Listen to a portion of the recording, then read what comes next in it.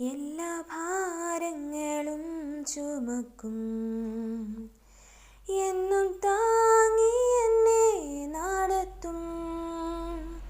കർത്തൻ തൻ കരത്താൽ കണ്ണുനീർ തുടയ്ക്കും, കാത്തുപാലിക്കുമെന്നെ നിത്യം. കർത്തൻ തൻ കരത്താൽ കണ്ണുനീർ തുടയ്ക്കും, കാത്തുപാലിക്കുമെന്നെ നിത്യം.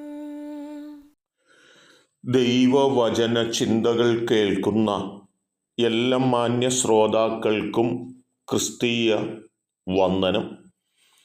ഇയ്യോബിൻ്റെ പുസ്തകം 27-ാം അധ്യായം 20-21 വാക്യങ്ങൾ.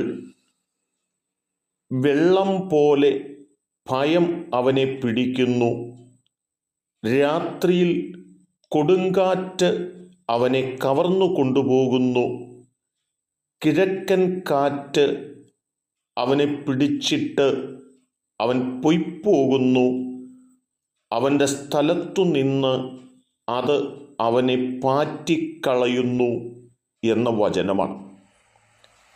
തിന്മ പ്രവർത്തിക്കുന്ന, അനീതി പ്രവർത്തിക്കുന്ന മനുഷ്യൻ്റെ ജീവിതത്തിൽ അവൻ്റെ നിലനിൽപ്പ് താൽക്കാലികമാണ്.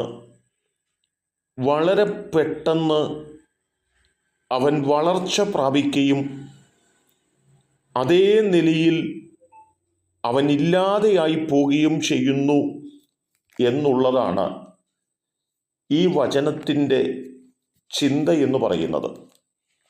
92-ാം സങ്കീർത്തനത്തിലേക്ക് കടന്നു വരുമ്പോൾ ദുഷ്ടന്മാരും നീതിമാന്മാരും അവരുടെ വളർച്ച എങ്ങനെയാണെന്നും അവരുടെ തകർച്ച എങ്ങനെയാണെന്നും ഓർമ്മപ്പെടുത്തുന്നുണ്ട്.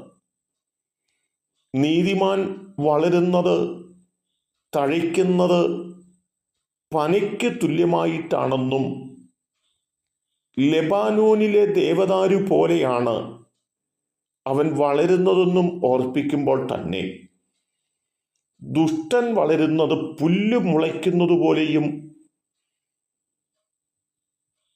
നീതികേട് പ്രവർത്തിക്കുന്നവർ തഴയ്ക്കുന്നത് എന്നേക്കും നശിച്ചു പോകേണ്ടതിന് വേണ്ടിയാണെന്നും സങ്കീർത്തനക്കാരൻ 12:7 വാക്യങ്ങളിൽ ഓർപ്പിച്ചിട്ടുണ്ട്.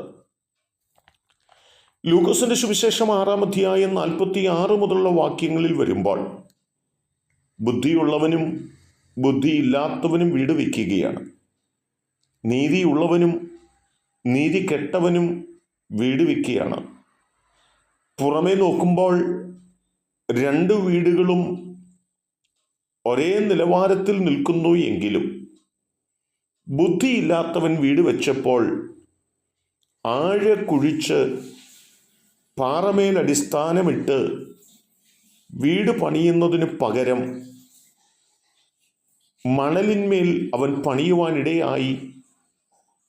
അതുകൊണ്ട് വെള്ളപ്പൊക്കമുണ്ടായിട്ട് ഒഴുക്ക് വീടിനോടടിക്കുകയും അത് നല്ലവണ്ണം പണിയാതിരിക്കുക കൊണ്ട് അത് ഇളകിപ്പോകുന്നതിന് കാരണമായി തീർന്നു എന്നതാണ്. തിന്മ കൊണ്ട് പണിതത്, ബുദ്ധിഹീനത കൊണ്ട് പണിതത്, തിന്മ കൊണ്ട് നേടിയത് ഒക്കെ അതിന് താൽക്കാലിക ആയുസ് മാത്രമേ ഉള്ളൂ എന്നും അത് നാശത്തിലേക്കും തകർച്ചയിലേക്കും ചെന്ന് ഭവിക്കുന്നു എന്നും ആ വാക്കുകൾ ഓർമ്മപ്പെടുത്തുകയാണ്. ഇയ്യോബിൻ്റെ പുസ്തകത്തിലും അതുതന്നെയാണ് നമ്മെ ഓർപ്പിക്കുന്നത്.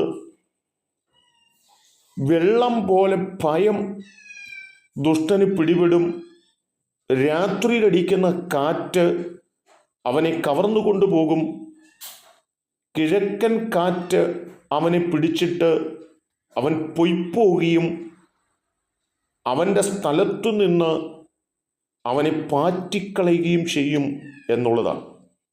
അങ്ങനെ തകർന്നു പോകുന്നവരുടെ കൂട്ടത്തിലാകാതിരിക്കേണ്ടതിന് തിന്മ വിട്ട്, ദുഷ്ടത വിട്ട്, നീതി പ്രവർത്തിപ്പാൻ നമ്മെ സമർപ്പിക്കാം.